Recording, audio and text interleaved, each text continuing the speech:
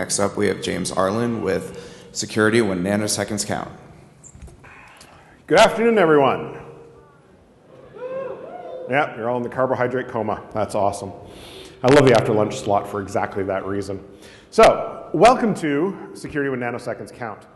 The most important thing I need to do is put up the giant disclaimer. I am employed, I would like to stay employed. This is just me. None of my employers have really any idea what I'm here talking about. And let's just keep this between us. We've been asked to make sure that you turn in your completed feedback form. Apparently that makes it more likely they'll have me back to yammer. So I've been in information security for, I use 15 plus years, but really it's getting time to switch that digit over. So I've been around. I've had every job from firewall admin and log reviewer all the way up to CISO to publicly traded financial. I've done staff operations kind of work. I've done a lot of consulting, standing on street corners, really. Utilities vertical, so I can talk to you about all that real-time stuff that I talked to you about last year. And the financials vertical, where I'm going to talk to you about some stuff that is so real-time, it's almost in the future. And I'm not an expert at anything, I swear to you. So in researching, actually it was noted by somebody on Twitter, reminded me that there's this really incredible clip by somebody who we really should pay a little more attention to. I often rant about studying the past. And studying the past in nanoseconds, sort of a really great mathematician who put together some of the first compilers, some of the first programming languages, rather famous lady. And she's got the best description of a nanosecond. This is about 2 minutes long, and just stay with me, it's important. They started talking about circuits that acted in nanoseconds, billionths of a second. Well, I didn't know what a billion was. I don't think most of those men downtown know what a billion is either. And if you don't know what a billion is, how on earth do you know what a billionth is? I fussed and fumed. Finally, one morning, in total desperation, I called over to the engineering building, and I said, please cut off a nanosecond and send it over to me. And I've brought you some today. Now, what I wanted when I asked for a nanosecond was, I wanted a piece of wire which would represent the maximum distance that electricity could travel in a billionth of a second. Now, of course, it wouldn't really be through wire. It'd be out in space, the velocity of light. So if you start with the velocity of light and use your friendly computer, you'll discover that a nanosecond is 11.8 inches long. The maximum limiting distance that electricity can travel in a billionth of a second. Finally, at the end of about a week, I called back and said, I need something to compare this to. Could I please have a microsecond? I've only got 1 microsecond, so I can't give you each one. Here's a microsecond. 984 feet. I sometimes think we ought to hang one over every programmer's desk or around their neck so they know what they're throwing away when they throw away microseconds. Now, I hope you'll all get your nanoseconds. They're absolutely marvelous for explaining to wives and husbands and children and admirals and generals and people like that. An admiral wanted to know why it took so damn long to send a message via satellite. And I had to point out that between here and the satellite, there were a very large number of nanoseconds. You can explain these things. It's really very helpful, so be sure to get your nanoseconds. So we owe a lot to Admiral Hopper. We really do. Like I said, I've been a proponent of focusing on lessons learned in the past. And what Admiral Hopper was talking about is nanoseconds as they exist inside of a machine and as they exist in wasted, crappy, loose, sloppy code. And she comes from a time when you couldn't have loose, sloppy, wasted code, when you couldn't do things in a way that's time efficient for the humans, but very inefficient for the computers. So there's some really important stuff in there, and I had planned to bring you all nanoseconds, but the Transportation Security Administration is not fond of bundles of wire in luggage. So the speed of light matters. Possibly for the first time, we've got money and the speed of light are important together. This is humanity facing the speed of light as a limiting factor. The distance light travels in a millisecond. It's a thousandth of a second, is around 300 kilometers. It's 186 miles for the rest of you. Microsecond, which is a millionth of a second, you get around 300 meters, 328 yards, 984 feet. Nanosecond, 30 centimeters, 1 foot, 11.8 inches. That's not very far when you think about it, and realize that that's the vacuum speed of light, not the speed of light in a fiber or the speed of an electron in a conductor. Those are much shorter distances. Or sorry, slightly longer distances because the speed is slower.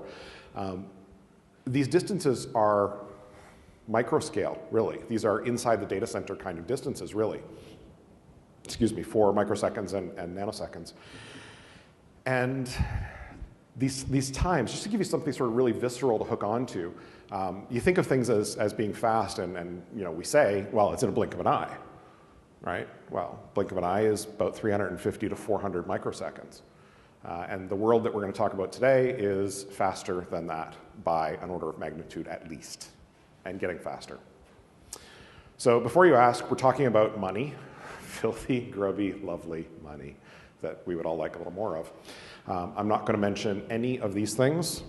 You should find them on your buzzword bingo card. And that's the only place they should ever show up, not in a talk.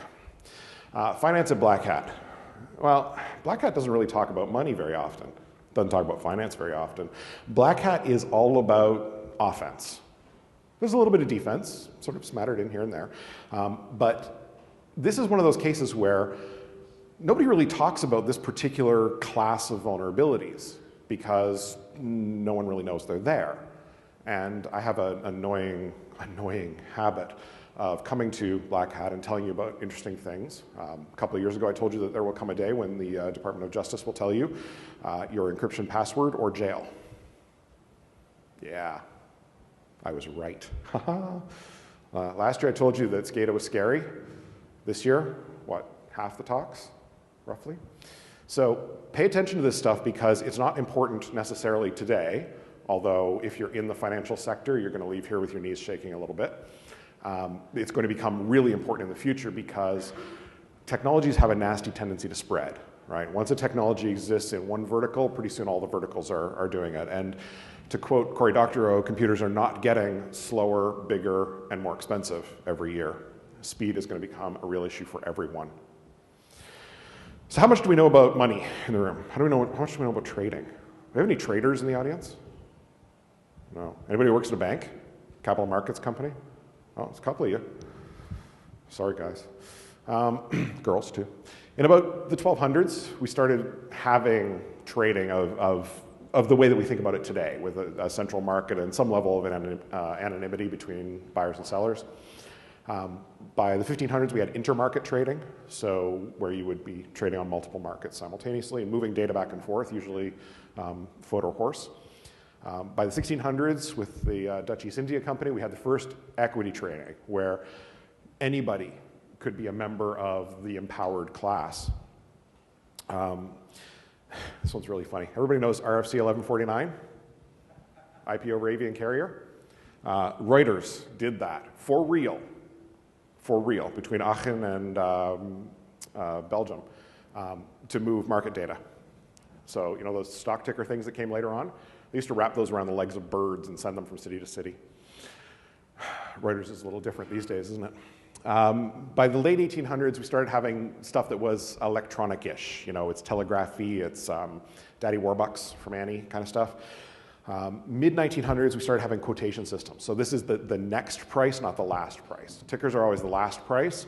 The next price is the one that actually matters. That's how much money you're going to have to pay for the next trade.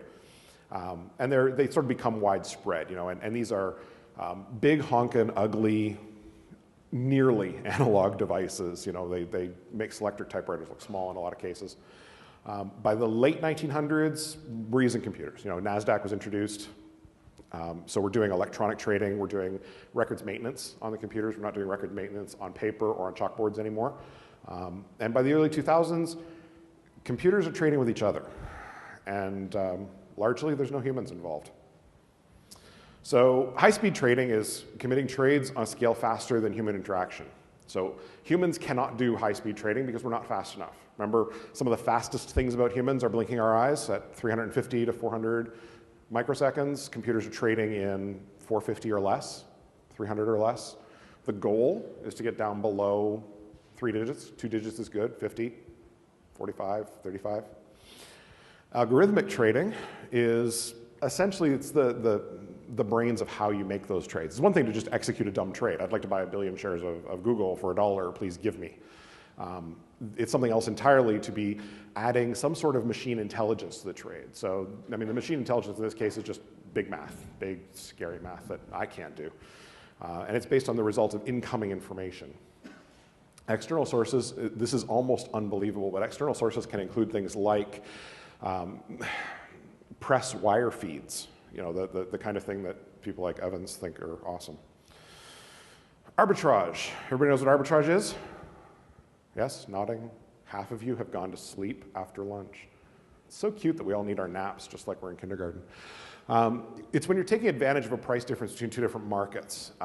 And traditionally, that's been two different markets in space, right? You go somewhere and you buy something at the wholesale price, and then you go somewhere else and you sell it at the retail price, right? I mean, this is commerce, unless you're a farmer, in which case you buy retail and sell wholesale. Now we're talking about doing arbitrage in time. So we're just stretching out that time distance and allowing events to happen in a space where humans couldn't normally have events happening because we can't run that fast. When markets were new, trade times were human. You know, it took a couple of hours sometimes to execute a trade. By the late 1800s, we're down to minutes, right? Like, let's get moving. By the 1900s, we're down into seconds, right? Because we've got, you know, the advent of things like, everybody's seen Ferris Bueller's Day Off and the Chicago Mercantile Exchange, right? Hand signals and moving, yeah, there we go. Somebody who thinks they're Cameron. By the 2000s, we're down into the hundreds of microseconds.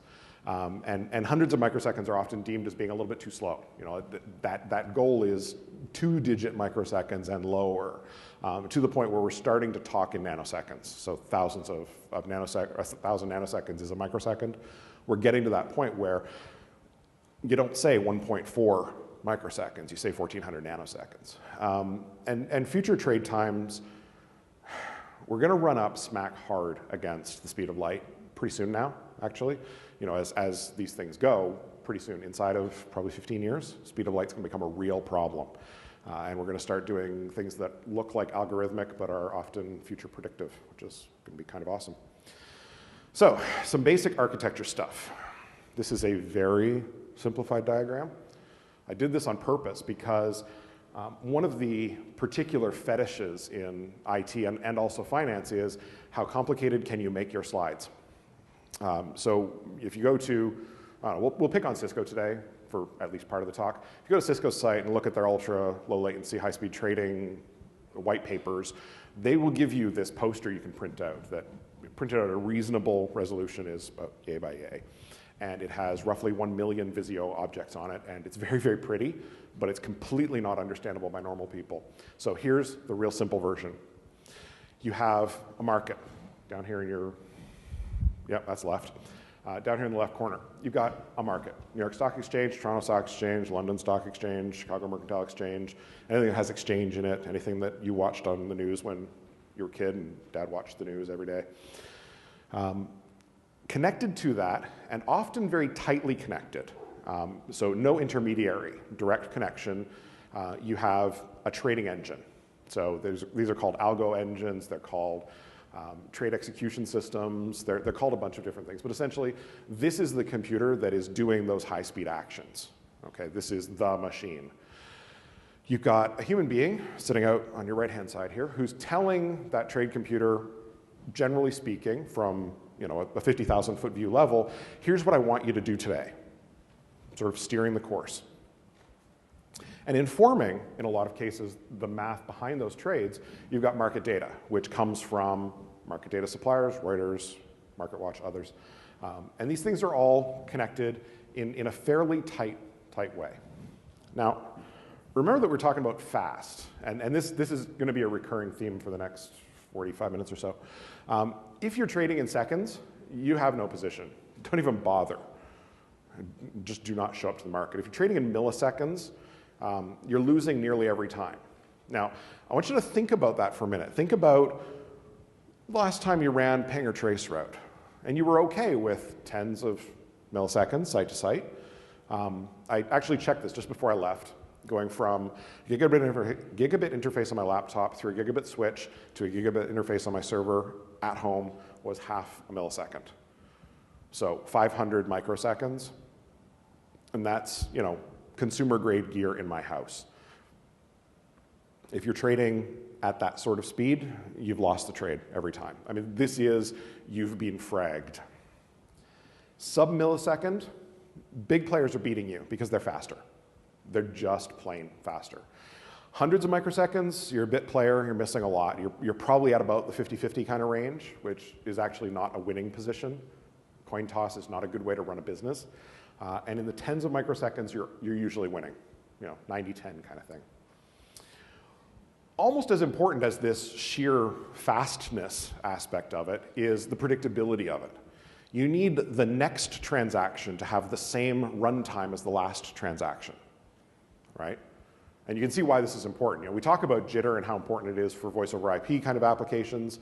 Human beings can handle quite a lot of jitter. In these kinds of situations, if you're accustomed to an order speed of, let's be really generous and call it 45 microseconds, and the next trade is 52 microseconds, you're 7 microseconds late now, right? How much money is trapped in that 7 microseconds? It turns out it's probably a lot. So you've got real enemies in jitter, packet loss, and, you know, terrifyingly inefficient protocols like TCP. The jokes are just going to keep coming, so I love the cricket dead silence. Remember, a dropped packet is dropped cache. You know, we used to joke about how, you know, when you've got a bad routing situation and the packets are just falling out of the front of the router and hitting the floor, think $20 bills falling out of the front of your router and hitting the floor. Proximity takes away a lot of these problems, right? Running things over wide area networks, especially ones where you don't have path control. So you could get groomed onto the fiber that goes around the block a few times, or you could accidentally end up not on the transatlantic cable, but rather on a transatlantic satellite shot. When you start pulling things together, you get out of the WAN space. You even get out of the metropolitan area network space, you know, that dark fiber that creeps from one building to the next. When you get out of that space and down into the LAN kind of territory, you know, 300 meters and under, you start having more control over those things. So proximity counts. Ethernet kind of distances are the kind of distances you need to be thinking in. You know, 300 meters or less, 1,000 feet or less. Latency has costs associated with it. I mean, direct measurable costs. And in the quest to reduce latency, it's very easy to get budget, right? When you can say, well, 10 microseconds of latency costs us $100,000 a day. And eliminating 5 of those microseconds worth of delay will cost us $38,000 a year. Can we have $38,000? Well, your business case just made itself in one day. Of course you're going to have that money. So pay attention to where the latency cost value is and start to understand. This is more of that know your business crap that I talk about a lot. Start to understand where that latency fits and how you can fit against it. Nobody flipped out and pointed out that there's some things missing here, right? Hyper-simplified architectural diagram, remember? I didn't disinclude anything. Please tell me somebody's noticed that there's something missing. Oh, come on, you're in security. Where's the flippin' firewall, peeps? I don't see it. I didn't not include it. It's just not there. This is the oh crap moment. Because we all know that private networks are private, right? My frame relay networks were private a decade ago. All of my VLANs are private from each other. All of my MPLS labels are private from each other, right? Absolutely, always, guaranteed, forever. No one ever does a sloppy configuration on a router that permits neighbors to communicate directly with each other. without going through any kind of a choke point? That doesn't happen, right? Hands up, anyone who's never seen a router misconfiguration. There's the crickets. Exactly. So this is the oh crap moment. You've got other customers attaching to the market data source. Are they able to also attach to you? Maybe. Probably. What about other customers of the exchange? Are you sharing a border router or border switch with another customer? Anyone ever done a CPU exhaustion attack on a router or a switch? No one's done a CPU exhaustion attack on a router or switch? Okay, we've got 3 hands up. This is obviously not the pen testing talks. There are no firewalls. I mean, I wish I was joking about it, but I'm not. Firewalls, well, they add latency. In some cases, a lot of latency, right? Because large organizations are going to want to pick one firewall. This is the firewall we're going to use. And usually it smells like UTM. And the easiest way to configure these things is to turn everything on, right? Because then you know you're safe. Checkbox compliance works. Remember, latency costs money, measurable amount of money. The risk is smaller than the cost, which is way smaller than the profit. So, we're going to skip the firewalls for now. We're going to skip ACLs too. I'm dragging you all back to 1997 with a purpose. This is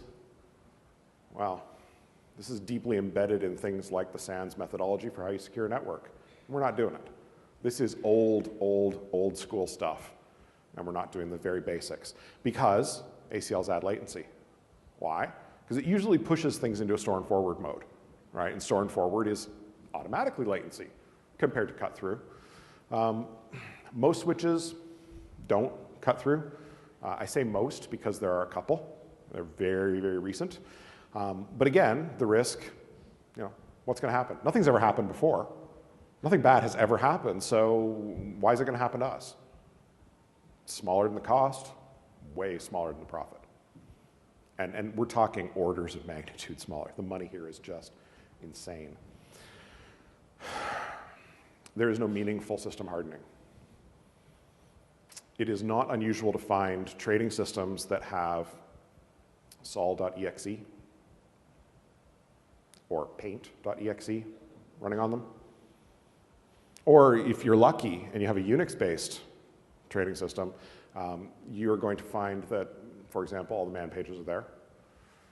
Emacs and its entire internal operating system are still on there. Development tools are still on there. Putting the disk in and hitting next, finish is still the standard build methodology in most large organizations. We try to tell ourselves differently, but it just is. The other hard part that we have is we've got these systems that are theoretically stripped bare. And sometimes stripped bare doesn't mean the same thing to a trader that it would to an IT security person. Stripped bare for them is we're going to do kernel bypass on the networking because we can go faster than the kernel can. We're going to build Ethernet frames in application space and then pivot them from the application space through an FPGA out onto the wire. Glass, fiber. Because we can do it faster that way. We can already be sending the Ethernet frame before we finish calculating the trade packet, before we finish putting that message together. So we're pushing it out on the wire before we're ready to push it out on the wire. And so this custom interfacing code, which has quality all over the place, some of it is really great, some of it is terrible, because you're connecting to sometimes very normal things. I mean, Ethernet is pretty well understood. InfiniBand, not so well understood. It's not a common technology for most people. Much like anybody who's bought a fancy new Apple computer of late, PCIe on the wire is getting to be common. So you're doing bus level connectivity between systems.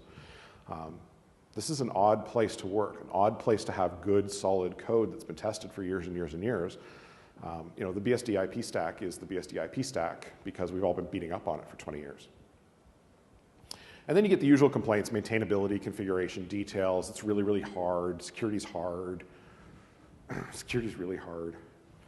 And these specialized systems are from companies you've never heard of. I mean, if you're in IT security, maybe you've heard of one or two of these companies, maybe. But we're not vetting their code. We're not vetting their implementations. You're not seeing this stuff on vulnerability lists. I mean, when was the last time that you saw a vulnerability posting for a Mellanox custom Ethernet interface card or InfiniBand interface card? Do they have bugs? Do the drivers get updated somewhat regularly? Yeah, absolutely. Are we paying attention to it? No, we're not even there. So we know what's missing out of our usual suite of controls, right? We go back to that architecture map and we can point to it. We know what's missing. But we can't describe that very well. We're not speaking the language of business. We're not saying these controls don't exist because they exist. These controls exist because they protect us from this kind of threat and this kind of threat and that other kind of threat. And we express those threat terms in plain language, English. You know, I'm explaining how computers work to my mom kind of stuff. Not that my mom doesn't understand computers, it's just sometimes it's easier to skip the details and get to the point. And, well, we all like blinky lights, shiny things, and not getting to the point, unfortunately. So we do a bad job of describing it, and we do a very bad job of enumerating the kinds of threats that we're talking about and why we would want to build protective measures against one, but maybe not the other. Because we don't take the time to say, here's the scope of the problem end to end. From orange jumps through losing your house to looking foolish, here's what the scope looks like. From here's all the potential bad actors and the kinds of things they could do. You know, spending an afternoon with a security team and a trading team in the same room with a whiteboard and coming up with ways that you can break things horribly. We don't do that. So how do we talk about threat models if we don't do threat modeling? Well, generally speaking, we don't. But let's talk about a few. I think vendors are a threat. Not because I have anything particularly against them. I install security products, blinky lights, and shiny things just like the next guy does. But you're in a situation where you're trusting that the marketing slick is for real. How many people have bought a device that cost them more than $200, where the marketing slick said one thing and the device did something completely different? Yeah, don't you hate those marketing from You're trusting as well that your vendors haven't hired any bad guys. And we all know how hard it is to get hired, even if you're slightly bad. You know, I mean, the ultimate threat to any organization is that they accidentally hire me as, you know, a receptionist. They're in deep trouble. And I can do dumb blonde. I'm not going to show off.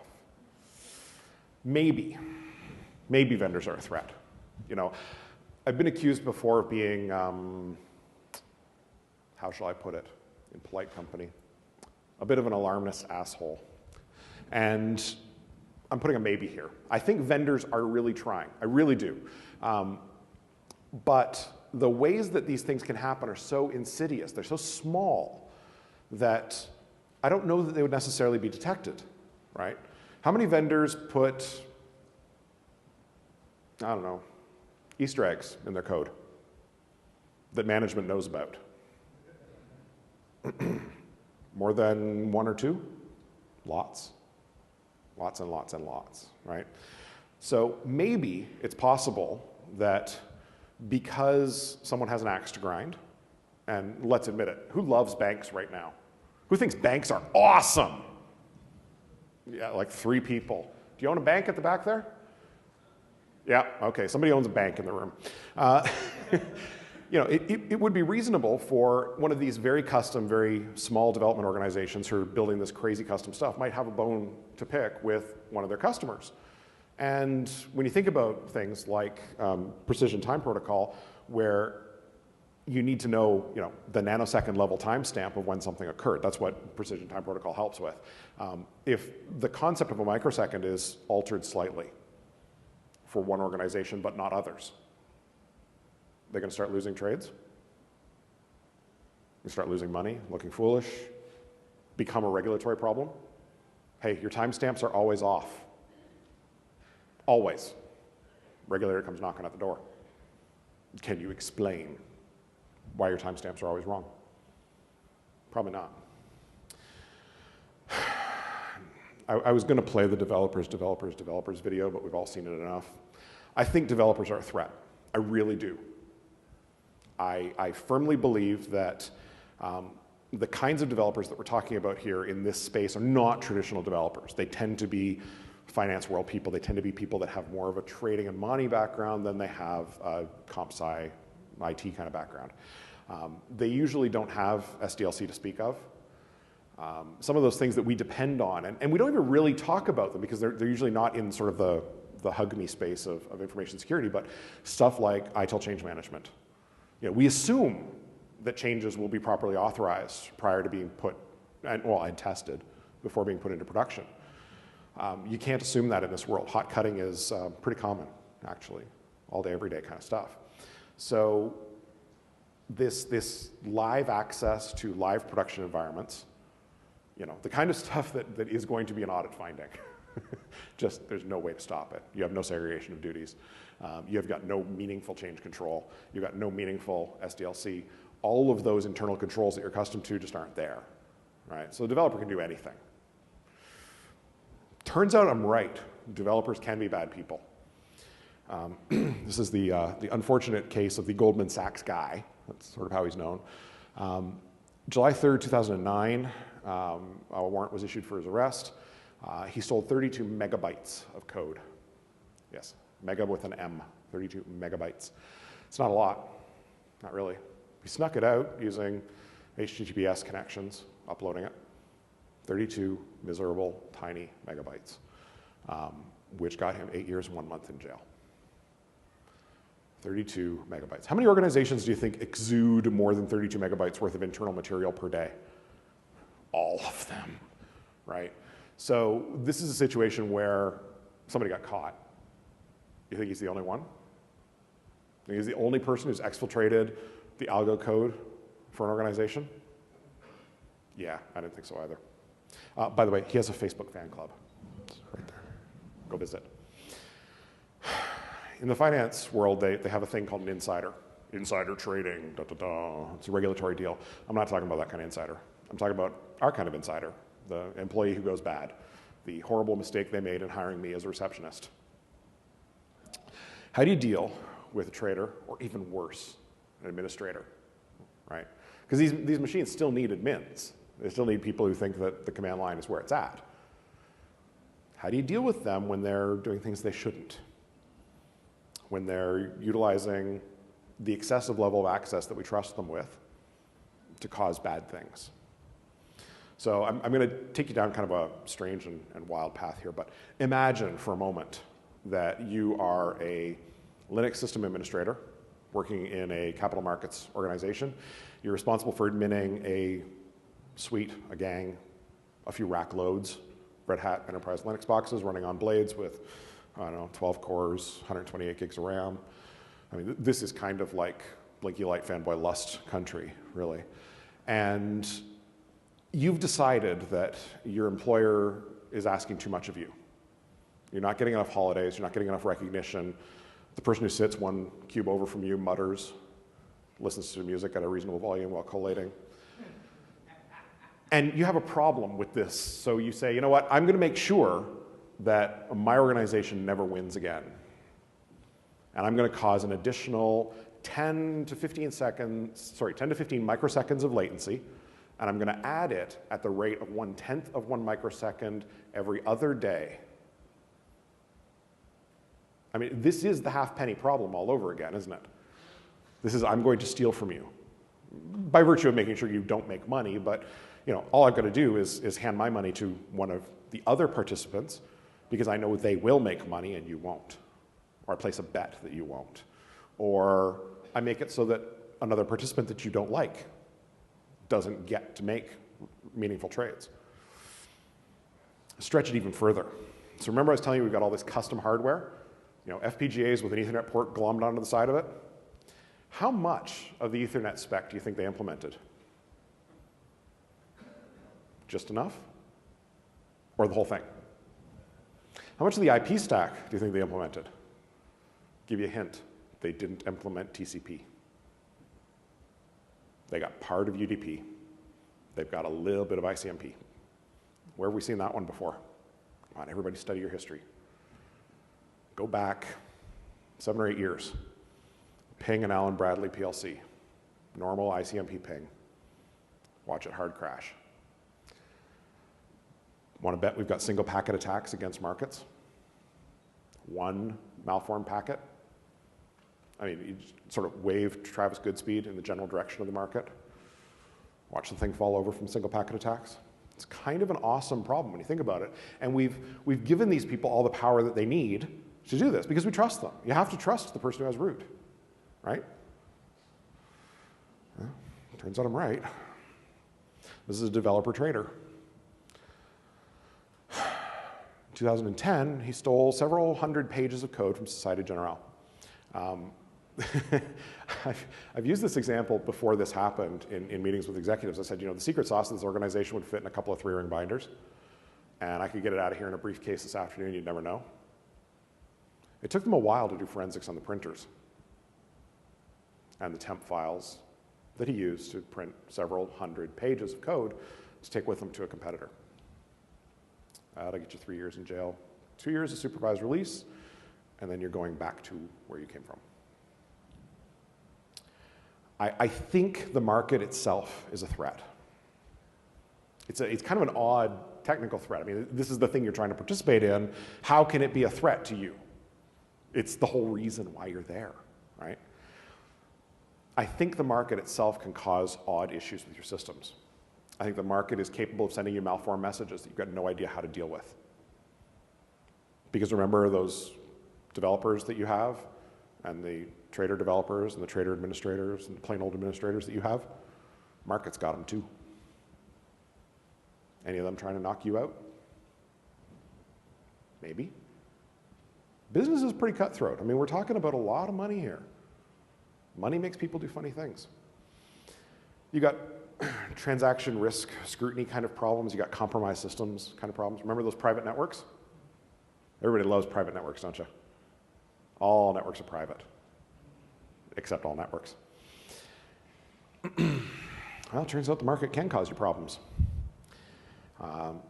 May 6, 2010, the Dow Jones Industrial Average drops about 900 points in about 3 minutes. It's called the flash crash. It's a really great report put out by an organization called Nanex.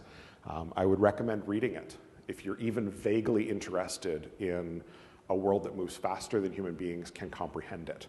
This is an after-action report that is just brilliant. And the only way they can give the information to you in a way that's perceivable by humans is to give you graphs. And even then, you're looking at the graph going, no, still doesn't make sense. I don't have the math for this. Ed Felton did a really good summary. This is it in I scare you with my words level. The short version of it is there are a bunch of quote requests. The quote requests go into a queue. The high rate backs the queue up. We've all seen this happen. And this causes the quotes to take a long time to be sent out. What's a long time? Not really long, but long enough.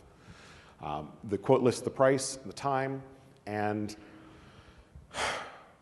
the time is when it went into the queue, and the time stamp, or sorry, the price is when it went into the queue, and the time stamp is when it left the queue.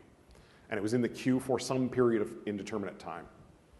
So there's a gap between the price and the price, right? Price on entry, price on exit are going to be different. That's, I mean, it does actually move that fast. Those prices will be different. So you've got these non-accurate prices, old prices. But because the timestamps look new, this bad data problem becomes a bigger bad data problem on every revolution, right? It just keeps getting worse. This destabilization is a problem, and it turned into a meaningful problem. Procter & Gamble lost a whole bunch of their market cap as a result of this one. A whole bunch of trades were backed out. They took a mulligan on the afternoon of trading. I didn't know you could do that, but apparently you can. Was it anything more than a bug that went a little bit sideways? You know, it's an algo bug that says, well, if the price is dropping, sell. If the price is plummeting, sell. Well, if there's a lot of supply in the market, the price is going to drop. And I just put a whole bunch more supply on the market, so the price is going to drop again. The price just keeps dropping. Fat fingers? Somebody did it on purpose? Yeah. How do you trust in a framework like this? I mean, we're talking about a framework that makes it very difficult to talk about the notion of trust, because the entire notion of the market is, I'm going to win. Screw y'all. It's win at any cost, really. How do you trust in that space? How do you say, well, of course the market data network is going to be a clean network. I can trust that only legitimate market data is going to be on the market data network, even though part of the network is outsourced to a telco and nobody's done a security review on the market sources to make sure that that's all clean. Nobody's talked to the developers to find out who's pissed off about the person in the cube won over.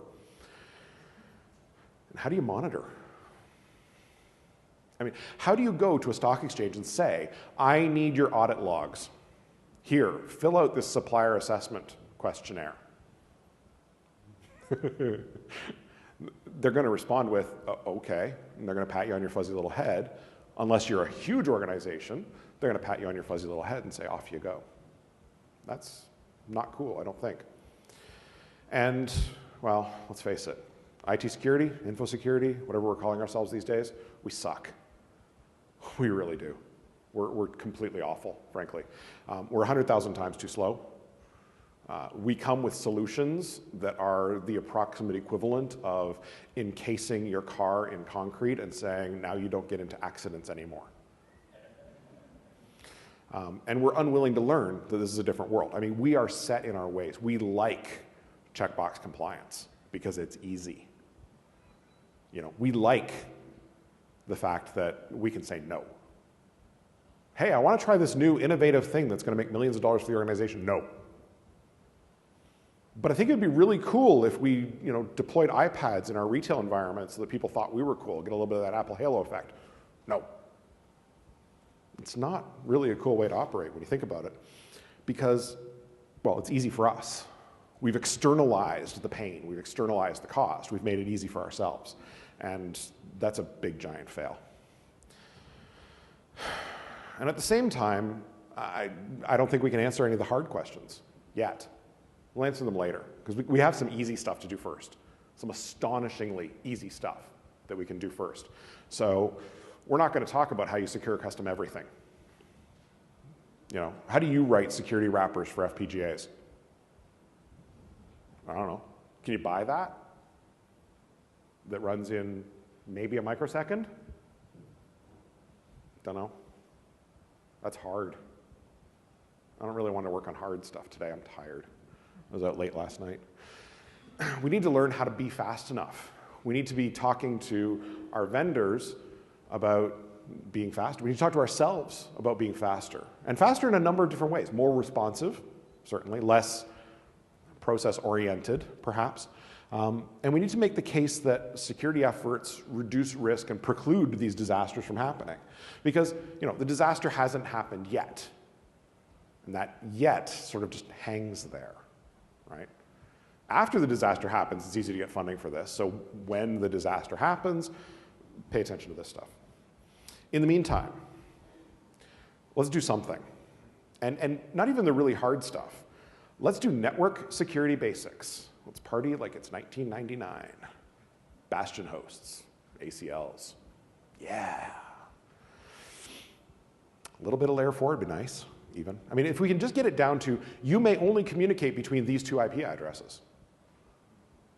You sort of think about that in the back of your head. You're like, well, yeah. We don't do any firewall rules. Well, let's get there. It's going to be a struggle, but let's get at least that far. Because there isn't really a next generation. Not yet. It's not even that we need the next generation. We need the next generation. Because the stuff that we've got right now that we're calling next generation is largely derivative. We've been doing the same thing for a decade. And frankly, I'm getting a little disillusioned with the fact that I've been doing the same damn thing for a decade. We're not getting any better. We still install patches. We still have operating systems that ship broken. We still have equipment that is broken by design and unfixable. And we're still willing to accept the fact that verbally abusing our constituents, saying that users are stupid because they can't learn anything, is okay. And that's crap. Stop it. Juniper and Cisco are making a real start in this, both of them. You know, I told you I'd pick on Cisco at the beginning. We'll pick on both of them right now. They're making a start now, just sort of, in the last couple of months. But they both have products on the market right now where they're quoting induced latency of under a microsecond, give or take. They're measuring in nanoseconds, which is way beyond, frankly, anywhere else in the security industry, certainly amongst the human side of the security industry. Let's find a way to keep up. Everybody, please? Yeah, this is kind of where we're stuck, right? Great, so here's this huge problem. What do? Do anything. Anything is better than nothing. It sounds stupid. I mean, it really does. You know, I was sitting here typing out these slides and I'm thinking, you know, can I really say, go to your capital markets division that has its own black IT department that don't talk to you and find out what they do, find out what their architecture is, know that you can't understand it. I mean, they're going to hand you a network diagram and you're going to look at it and go, okay. Study, learn, figure out what the architecture is, understand, make friends and influence people, buy coffee. In the case of traders, probably buy alcohol. IT security and traders have a lot in common. Because we suck. We really do. I mean, we're on the record as saying we will choose performance over security. And this is us. This is security people saying we'll choose performance over security. Of course, the rest of the organization is choosing performance over security. Because even we look in our own mirror and say, we suck. We're not there. We can't do it. It's too hard. And we all sound like whiny 7-year-old boys. Talk to the product vendors. Challenge them. You want more than checkboxes. I mean, checkboxes are lucrative, really lucrative. Hey, we have a firewall. Done. It's turned off in a box in the corner of the data center, home to 3 mice. But we have a firewall. That's crap. We know we're not doing well. I mean, people who adhere to the religion of compliance checkbox kind of security are at least ethically absent and at most should be drummed out of our industry fast. There is money to spend. Remember, we talked about how much money there is. There is money. Let's figure out a way to spend it. Some products, vendors get it. Most have no idea because, quote unquote, we're not asking for it. So I spent yesterday wandering around the show floor and I asked as many people as I could sort of where they were in terms of induced latency. And most of them shrugged and looked at me like I had 11 heads. Because why does that part of performance matter? I mean, they can push 52 gigabits per second. They add 3 milliseconds of latency. Gigabits are, well, they're late at that point. If you are a risk, process, policy, or GRC wonk, get with the business folks, please. They understand risk. They probably understand risk better than you do, frankly, because they make risk-based decisions all day, every day. That's their job. You talk to them funny, and their tolerances are very different than yours. I mean, this is the industry that flips out at the notion of an iPod connected to a computer. That's not their world of risk. As far as they're concerned, they just need the charge so they got something to listen to on the train on the way home. And stay away from some of that blind dogmatic stuff. ISO 17799/27001/ whatever the hell it was before. Yeah, that's great. It's a framework. Work within and around the framework to do good stuff because you're not going to be able to change their minds. There's effectively nothing you can do to change the traders' minds because they know. They have the numbers on their side. They can prove that because they got a little bit faster earlier in the year, they're making more profit today. They have debits and credits and accountants and numbers and things that you don't even really understand how to talk about. Just because you did it that way last year doesn't mean you have to do it this way anymore, right? We've moved past that. If you're an IT compliance person, there's some folks in the business you need to meet. Because you have something to talk about. This is the abject timeliness of the BlackHat talk just a week ago. The SEC finally released their first output from the investigation into the flash crash. And what they're telling you is we need much better auditing. That's the large trader reporting rule. They're going to have better audit trails. They're going to be able to point to the individual organizations that caused the next problem. This is detective control stuff, not preventative, but it's better than nothing. They're paying attention, and there's other regulators that are paying attention as well. If you work in the trenches, do some damn research. Stop doing derivative crap. The time for that is over. There was an article a couple days ago talking about how for the last few years, things have sort of been stalled in IT security. We've been talking about the same stuff in this weirdly self-referential mirror hall of horrors. Do some original research. In 2007, Mandiant talked about this for a few minutes at BlackHat, and no one's talked about it since. So, I'm not new to this. I'm standing on the shoulders of giants, but hey, at least I did some research. At least I found out what's going on. Do some original research. Find something that is terrible and horrible and document it, please. You need to understand your business partner's needs. You need to have that conversation that says, I want to help you go fast. I really do. And the only way that I can do that is to show you that taking your mom's Civic and welding a coffee can to the tailpipe and putting a Type R sticker on it before you add the nitrous system doesn't make a fast car. It makes a suicide box. If you want a fast car, go and buy a fast car. You want ceramic brakes. You want really good suspension and steering. Because if you're planning on going really fast, you need to be able to stop on a dime. That's just the way it is. So let's help our business partners get to the point where they realize that we're not the bad kind of brakes. We're the good kind of brakes that makes it possible for them to do things faster, better, and safer than the competition. Look for those solutions, and for goodness sake, build the POCs. We're trusting marketing slicks too often. We're not doing the testing. We don't have data to work from, we have anecdotes. And even a series of anecdotes is still not data. It's just crap. Build the POC. You're going to need money for this. How much do you think InfiniBand switches cost? They're not cheap. But if you don't understand it, you can't help to make it safe. So make that business case. Say, I need to be able to work with these people.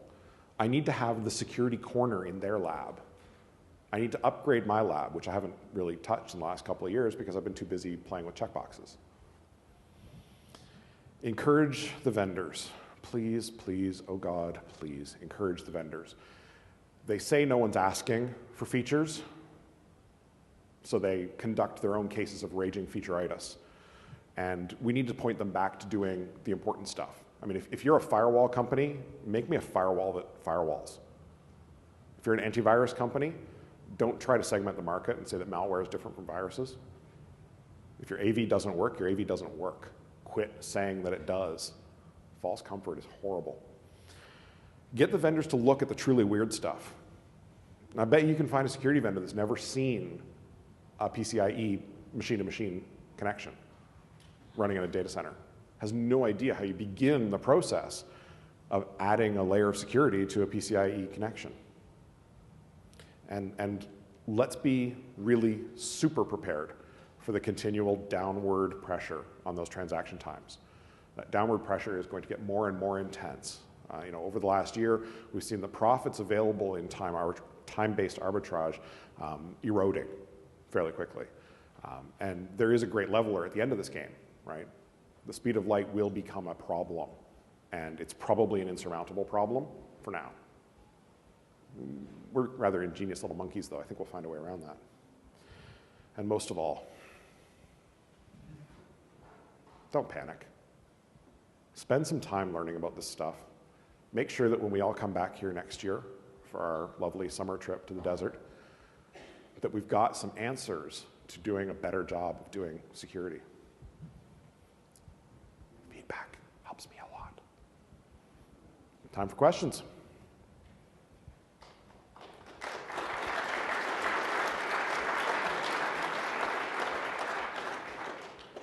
Bueller? Anyone? Oh, got a hand up.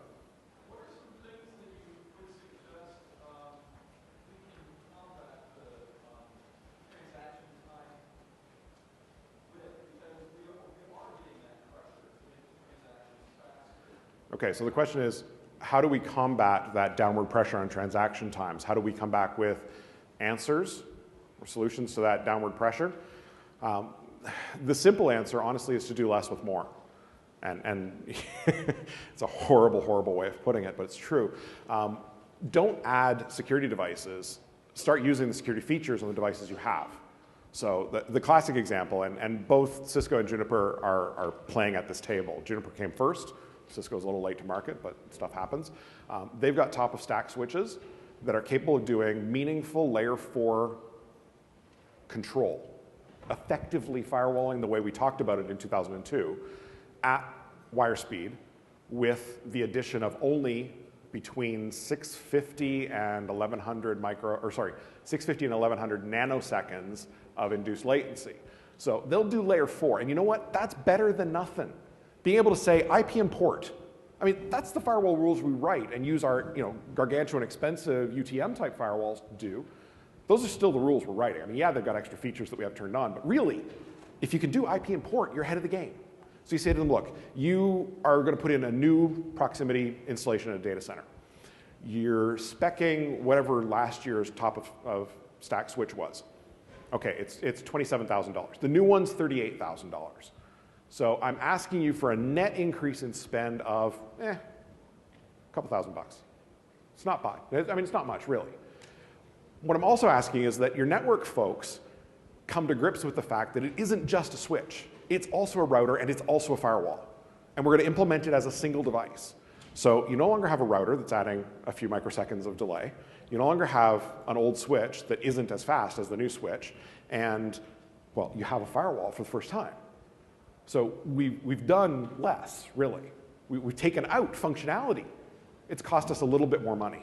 But that's given us an answer to that downward pressure to say, you know what?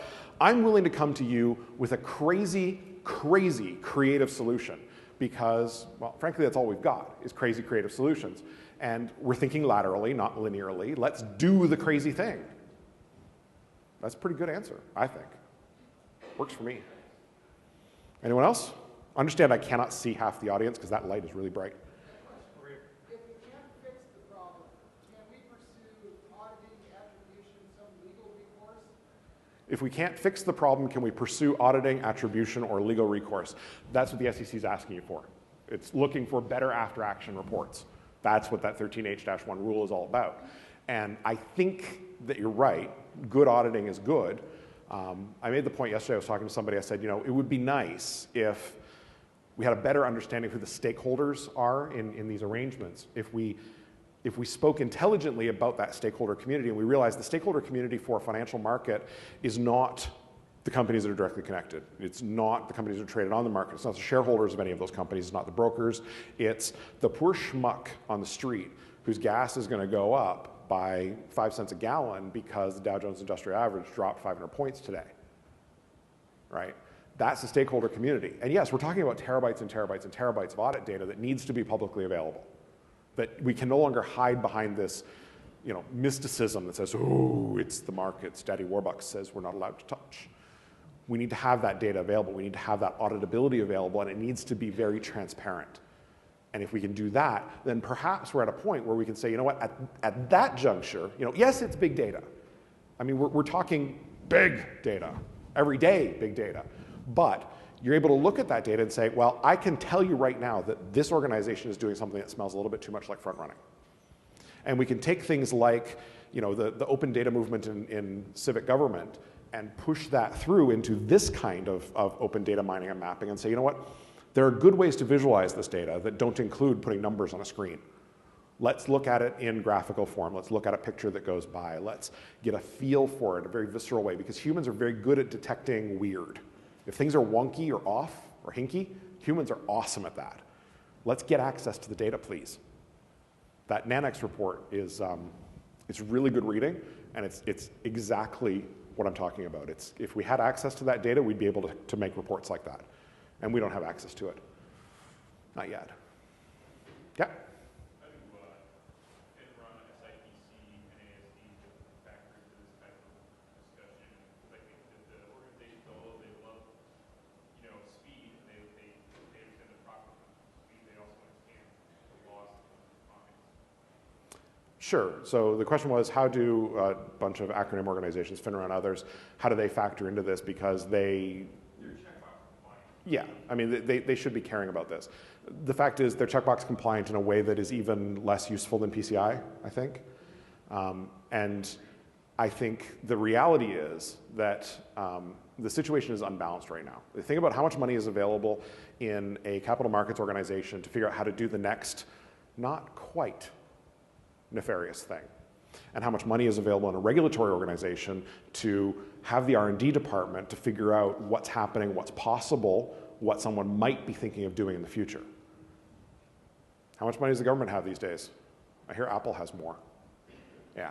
So is there the appropriate level of support? I mean, it's the same thing that happens in organizations where the organization chooses willfully to have a very weak internal audit department that seems to be staffed by people that don't have opposable thumbs, right? And they do that on purpose because they know that at least they meet the requirement. Well, yes, we have an internal audit department, and they do lots of internal audits. Shh, they're completely ineffective. That's where we're at. I mean, the regulatory capability in terms of law is definitely there. The regulators can come and they can kick any old time. The regulatory capability in terms of funded, staffed with the right people. I mean, if your choice is you can go and work at the SEC and make $75,000 a year as an analyst, or you can go and work at Goldman Sachs and make $400,000 a year as an analyst. Not even I'm that altruistic. I'm going with the money. So, short, horrible answer. Sorry, we can't fix it. Anybody else? Oh, yeah.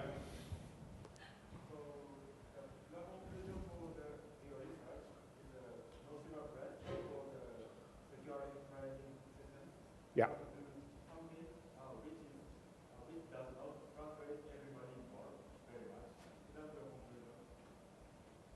Okay, so if I'm getting your question correctly, I did a bunch of research on financial trading systems. Did I come up with anything that isn't terrible? Did I come up with examples of good? Is that right? I'm sorry, I'm having trouble understanding.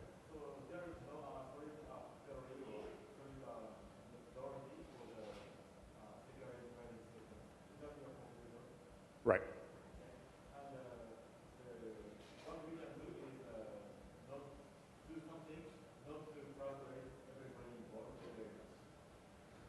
Yeah. Yeah, yeah, sorry, the question is there anything we can do other than not frustrate people? And no, there isn't. In large part because we don't have the backing for it. We don't have the right kind of people. People who are, IT security has been stratifying and specializing really, really hard over the last few years. So we don't have good staff generalists who understand everything from the network all the way up through the application stack. That takes 3 or 4 different people who don't talk well to each other. We don't have the processes necessary to back this, not really, not meaningfully. And we are sorely lacking on the technology side. They have the weirdest, wackiest technology and software available, and we don't have anything that's even close. I mean, most of the technology that we have now, we either don't implement it correctly, or we don't utilize it correctly, or we ignore it when it's screaming at us that there's a problem. So it's back to IT security, we suck. And until we can do a good job, we can't really meaningfully help these people, but we need to do something. And, ACLs, layer 4 firewalling is good. Yeah. Sorry, you got somebody right behind you?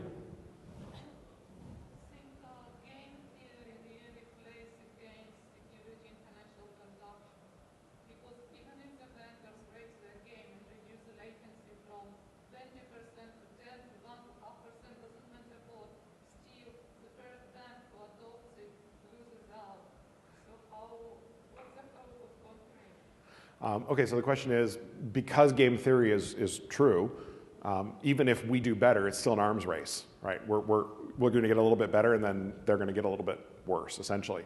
How do we fight that bad guy forever?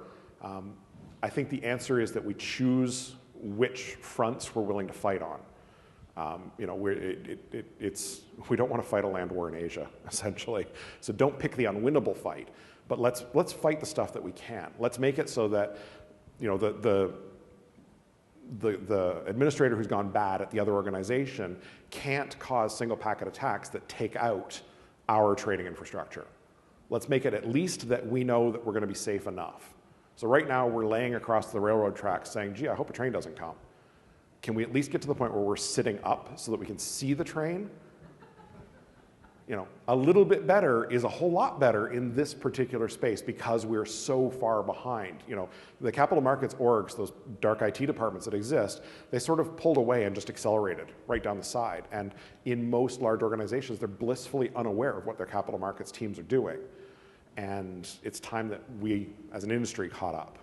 And because this is all applicable elsewhere, I mean, think of all the places where we have real-time stuff, where latency does matter.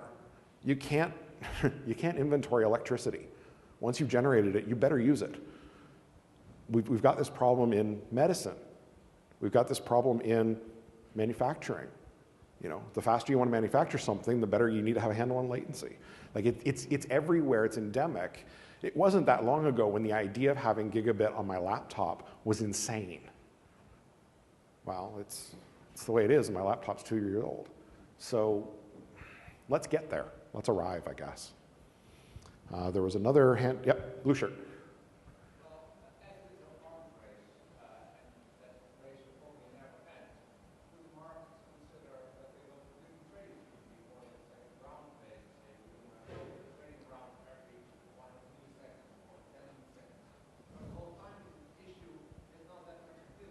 Sure. So the question is, because we know that we're going to hit this wall sooner or later, can we not move to a different methodology for trading where we're trading on a tick?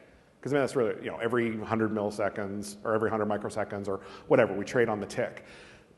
The problem there is all we've done is change the nature from it being a timing attack to being a queuing attack, right? Because if you're going to trade on the tick, there's a queue. When did you get into the queue? Because you can't solve all trades, especially multi-partite trades, like where you've got, for the trade strategy to work, you've got to have 5 trades that all execute correctly.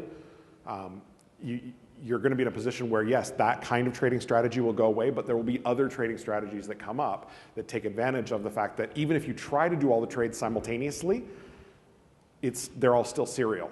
There's a buffer there. It is first in and first out, and there's nothing we can do about it, so we'll have queuing problems.